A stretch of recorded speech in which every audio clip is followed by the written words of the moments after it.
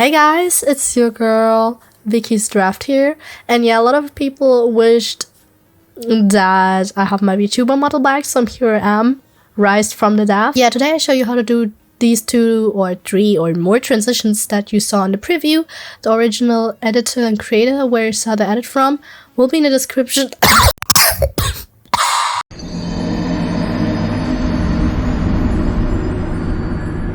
Today, there will be no screams, but I can finally show emotions, and I can move as well, and I can play, and I can look cute. Oh my god, it's so nice. Anyway, let's start. The first step that I will be doing is this markering, just the audio for me, that I know when I'm gonna do which transition. And yeah, you can skip that step, just go to this minute that you just see on the timeline now.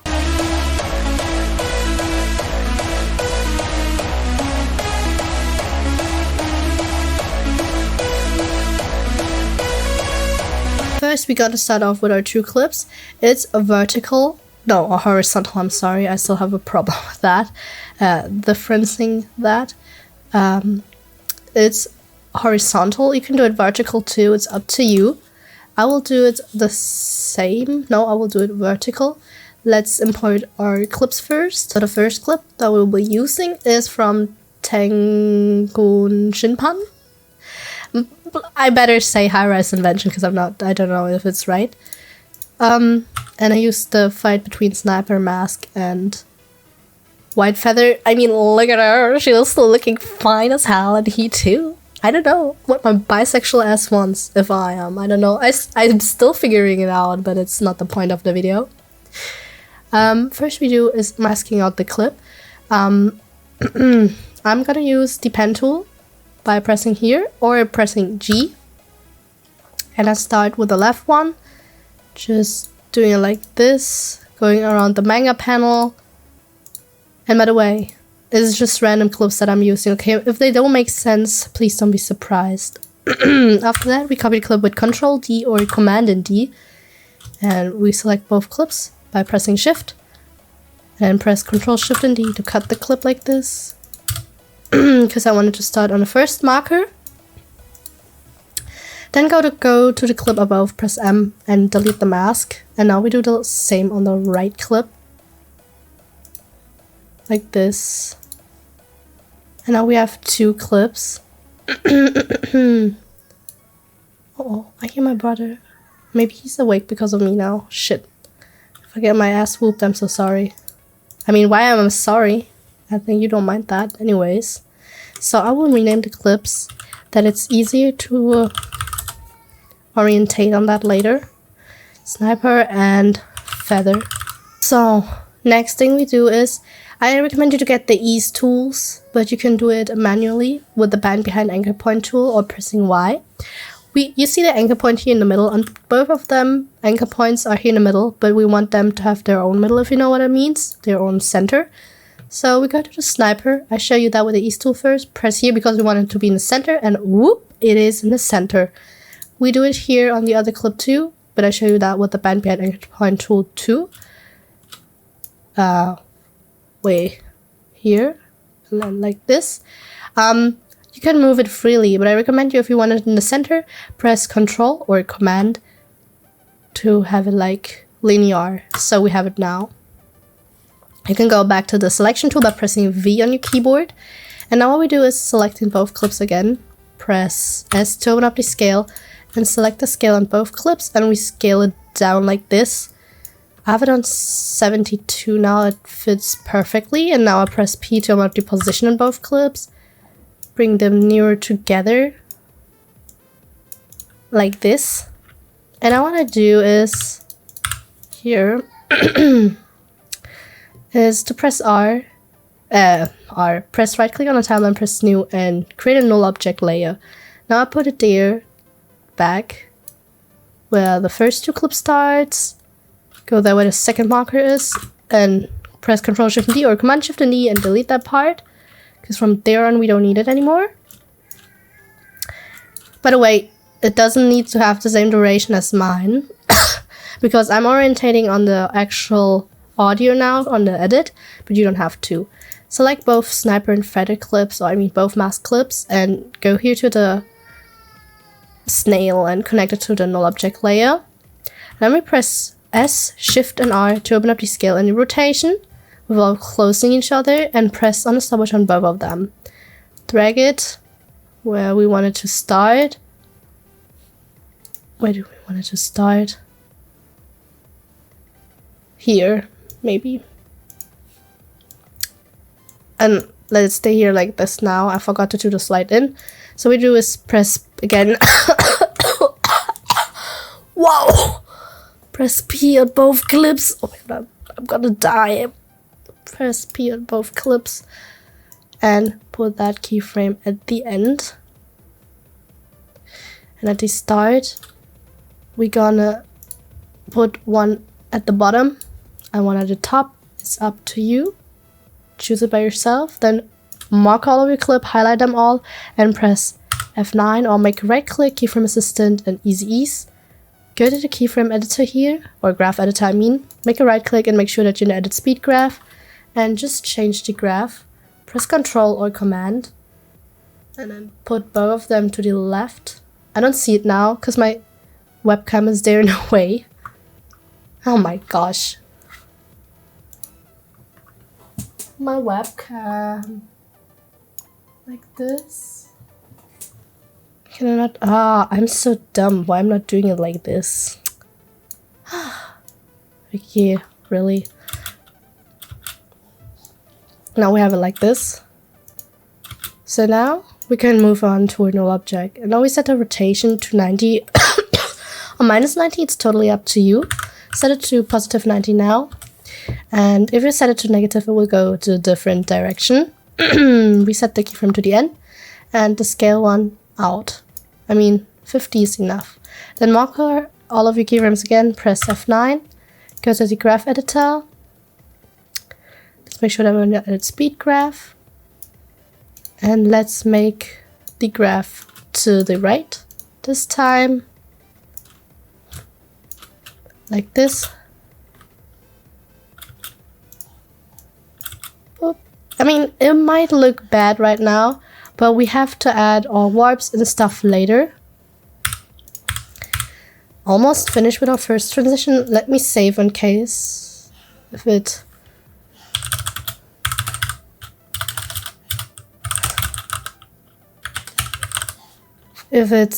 gonna crash.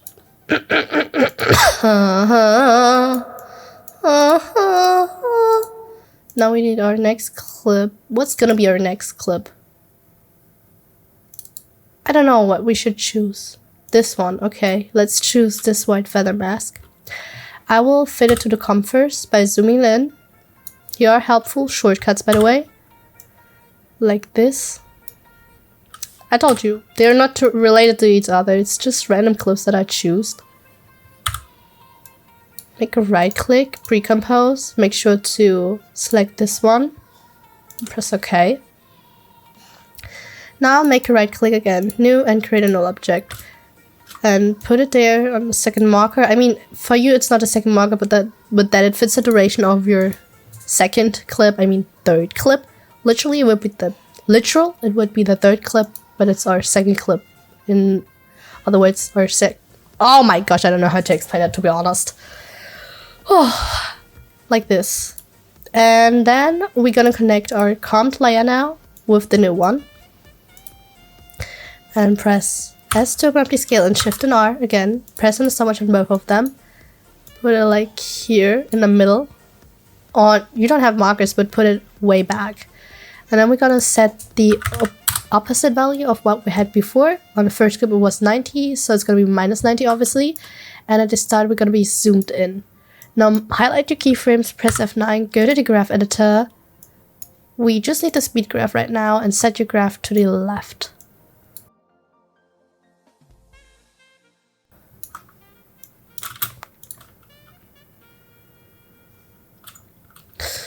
So it should look like this. And now we have the black tiles here.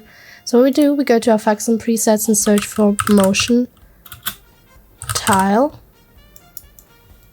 and set it to your comp layer. And now enable mirror edges and set this output height a little bit higher and the output width too, that you don't see the black thing anymore, black background. And mark all of your clips and activate motion blur, of course, and here press on the square to activate it. Now it looks way better. So this basically was our first transition. We're gonna add all the shakes and warps later. You know, it's still my weakness, the shakes, so maybe I'm gonna use presets. But for the warp, I can show you how to do the warps, of course. So, so now we are basically finished with the first transition. Let's move on the second transition. It's just a basic warp. It's really easy. I prepared my second clip already.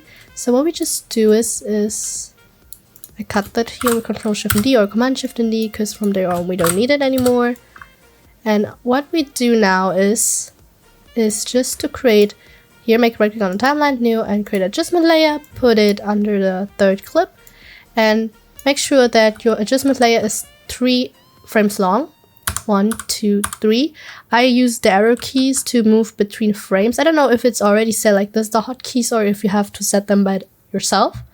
Then I cut it with Ctrl-Shift-D or Command-Shift-D at the end too. And I copy the clip with Ctrl-D or Command-D and put it above. And then at the start of the third clip, that it looks like this. So now what we do is go to Effects and Presets and search for Warp. Okay, could get a little bit here. It's on a distort folder and set it on your first adjustment layer. Oh my god. Go here to the warp style and set it to fisheye.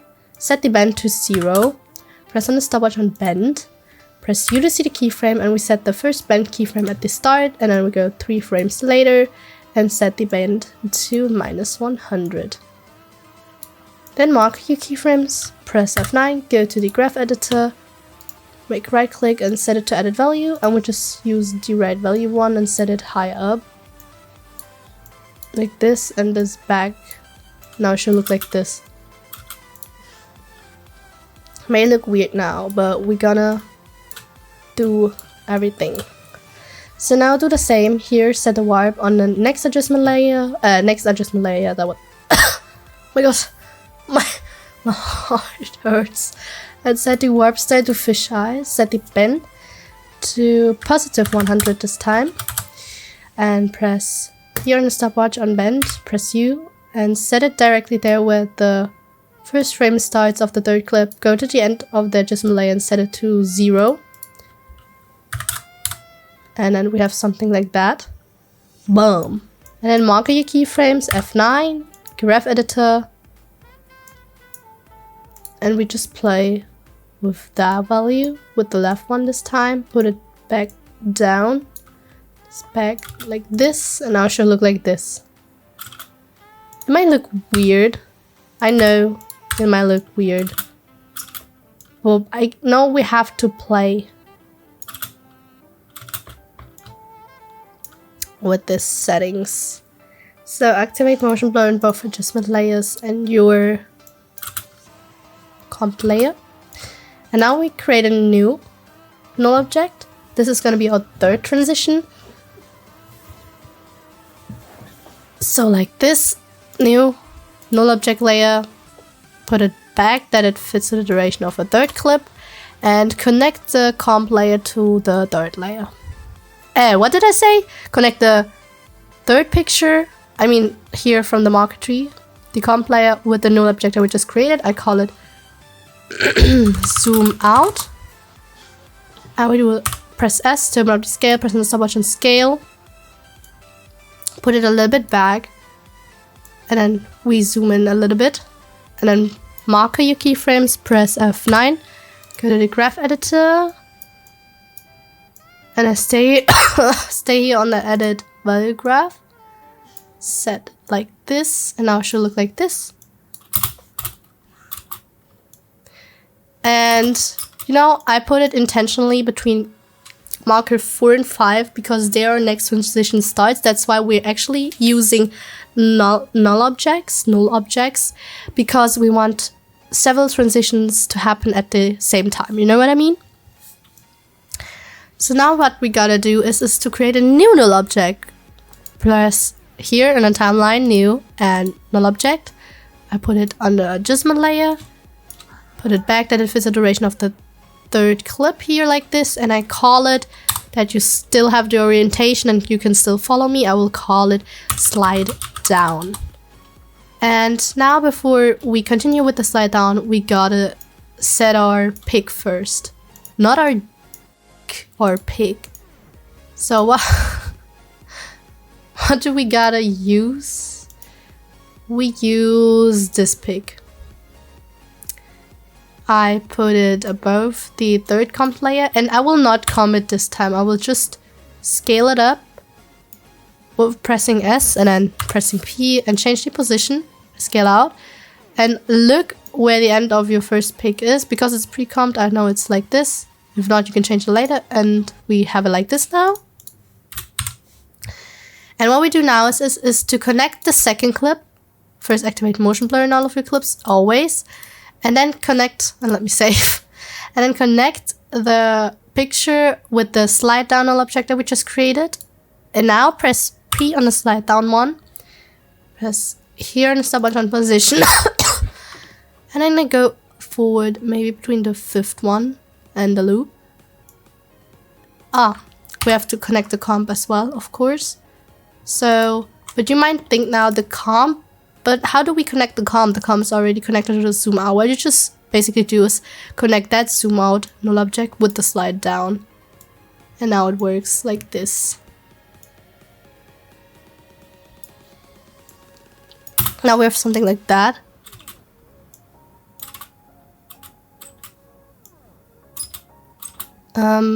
I put it like a little bit back. And then highlight the keyframes, press F9, go to the graph editor.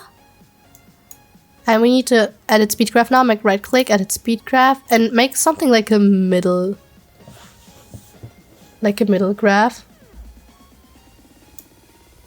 Something like that. That will look like this. So I have to make the clip longer, of course. And now we have the first part, the first side. And you see, I didn't do it correctly. So what I just do is press P on our clip itself and put it a little bit up. That looks like this.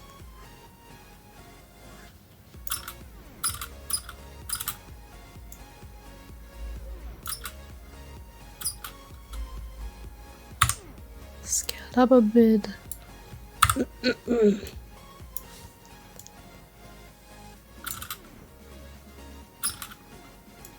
And now we create a new null object layer again. Right click on a timeline, new null object. Put it up above the slide down. I call it slide up now. Slide up. And connect the slide down null object with the slide up one. Activate motion blur. Cut it here with Control Shift and D or Command Shift and D. Then I go there in the middle, maybe here. Wait. Gotta look. Anyways. Before we add a clip again, what we do is here from there on, we delete the pre-comp clip. So the first one, the feather clip here. With the Control Shift and D or Command Shift and D. And add your new clip. Oh, I already have it here, I'm dumb. This one, put it above everything. And I resize it and do the same like we did before.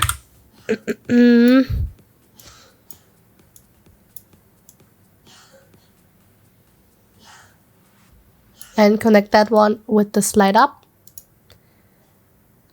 Now press P on the slide up clip. And make it longer like this. Here that is slower the motion, that's what we want. And I go there. And press on the stop button on position. And I go there on the fifth one. Or maybe there the loop.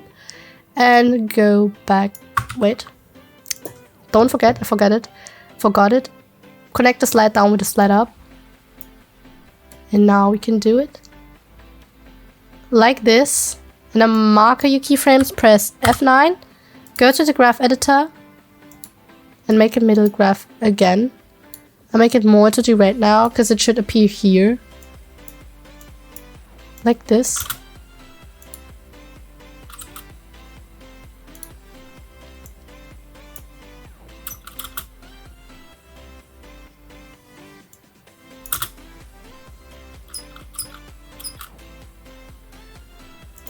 Activate motion blur, of course, because then if not it will look weird. So this looks good now. And from there on we do the zoom in. So basically we have arrived on our fourth transition now. I save it again. And for this we're gonna make a right click again, new, and create a null object. I call it zoom in now. In. Put it under the adjustment layer and connect the slide up one with the zoom in and activate motion blur. I will cut it like this. Connect the slide up like this. Press S to open up the scale. Press... it doesn't start on a loop. It already starts at the fifth one.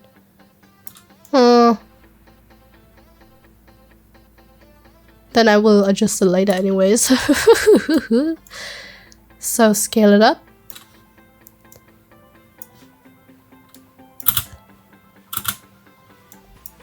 Put it a little bit back here. Marker your keyframes, F9. Graph editor and do a left graph this time. Like this.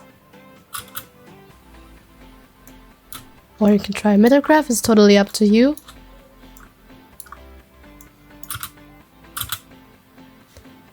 Then put it a little bit outwards, like this.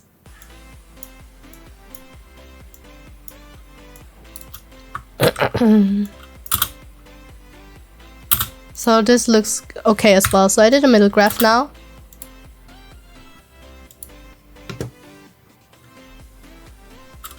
So now let's do the mask now.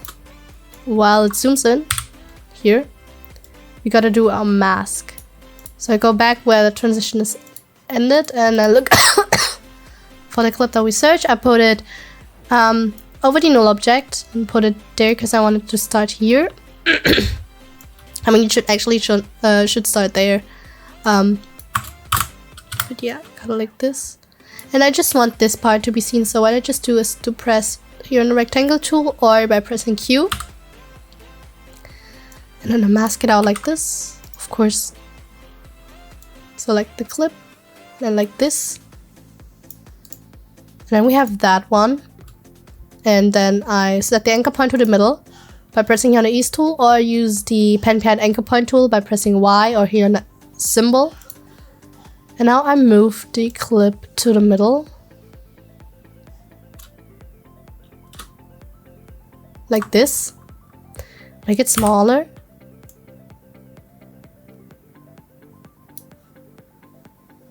And now what do? We press M. Here, what you see, press and stopwatch on mask path. And I align the keyframes here with this one. So what I just do is I set the last keyframe, so this one that we created here at the end, and at the start we make a double click on a mask and just make it like this and make sure that it's in the middle. You can just press Control or Command that both sides close. Oh my god, my After Effects. No, you cannot crash.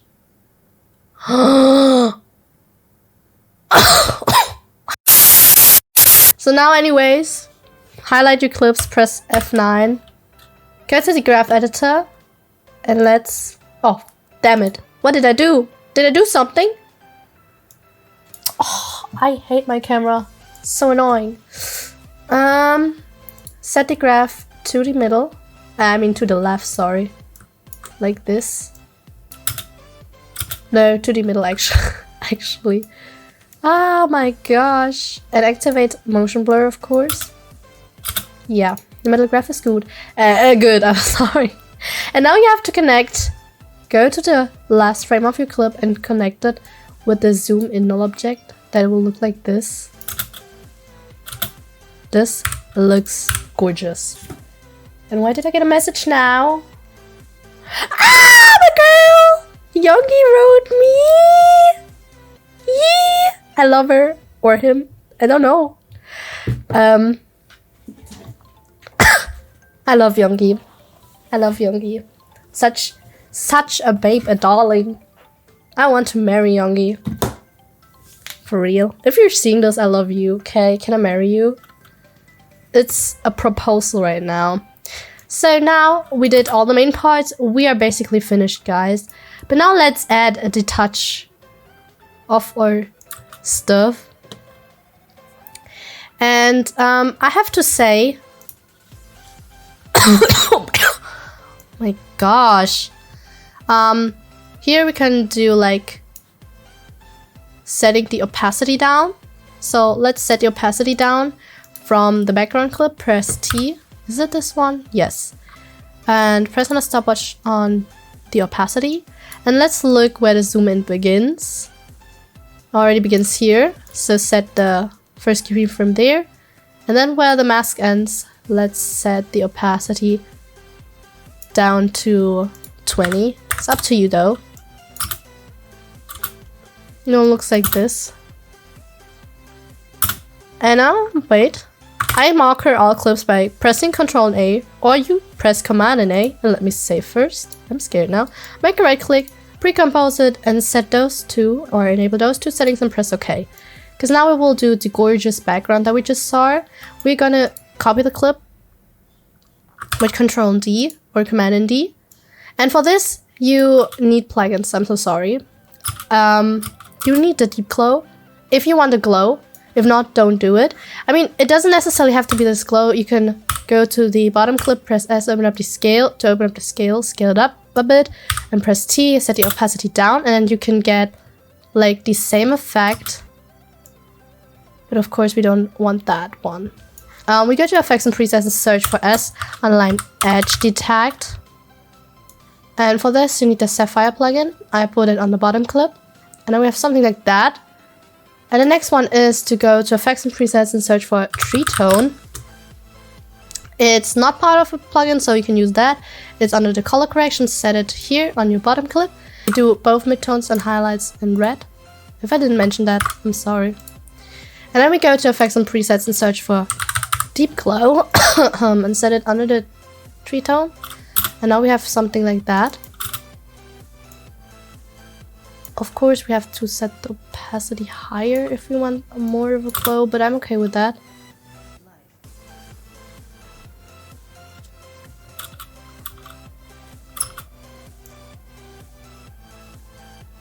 So this looks good. We have this now, but of course we have to add all the warps and shakes now. So what I'm gonna do is, let's start with the time displacement, turbulence displacement. You know I love this effect and used it everywhere on my old channel. So what we do is just make a right click, new, create an adjustment layer, and go to effects and presets and search for turbulent displace, and set it on your adjustment layer. So I set the amount on 15. Press on the stopwatch on amount, press U to see the keyframe, set it there where it starts, and then here at the end I set it to 2.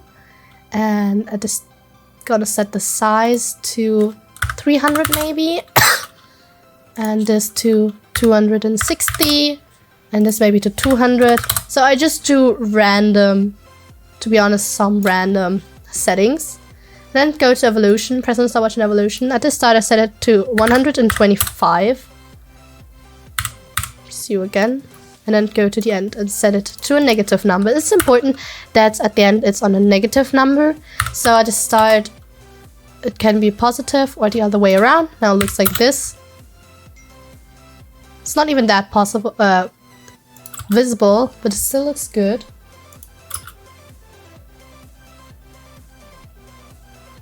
Of course, we're gonna add something else as well. We go to effects and presets and search for optic compensations to create like a warpy look.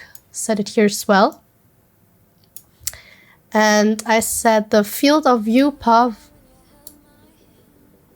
here higher, and then enable the reverse lens distortion. I set it on 36 now. And then you can enable the optimal pixelation. Doesn't always look good, so just look. No, optimal pixelation doesn't look good. And now we're gonna add our shakes. And you know, I have a weakness with shakes, so I cannot explain it today because you know, I'm gonna use the presets there. File and save, and of course add coloring. So now you can watch me what I'm doing. Yeah, I'm sorry guys. I'm not helpful there with shakes. I promise you, I can do shakes, but it takes a lot of time for me because I'm really bad at them and they don't look good if I do them. So we go inside of the comp again and set everything now.